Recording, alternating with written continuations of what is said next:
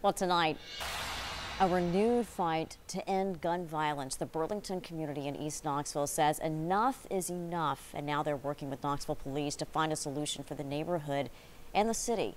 Reporter Gabrielle Hayes joins us with how they're hoping to create change. Gabrielle? Beth, Knoxville police say in 2017 there were 233 shots fired reports.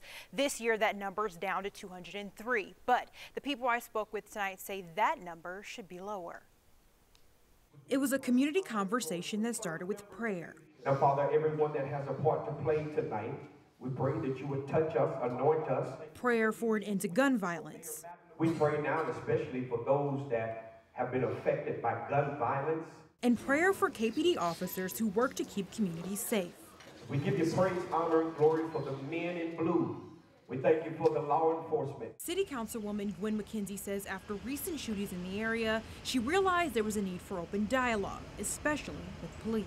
For all of us to come together and share information and just talk about how we can all work together and move forward. Citywide, KPD says reports of shots fired are down in 2018, and the number of injuries are also down. But that doesn't mean the conversation should end. Having KPD and the community work well together, that is what drives and makes strong, safe, healthy, hopeful communities. The East Knoxville community shared difficult stories, some who've lost family to gun violence. I'm a product of the inner city. I was born and raised in Walter P. Taylor homes, so I was a son that needed saving at one time. And KPD says meeting the community's needs is a work in progress.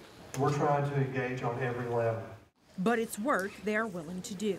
It's a mission and a mandate. Regardless of the issues, both groups say it's a common goal to build something that will change the narrative.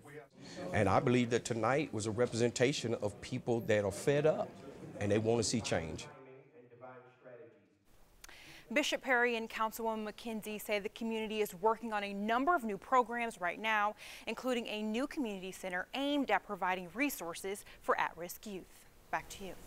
All right, Gabrielle Hayes, thank you.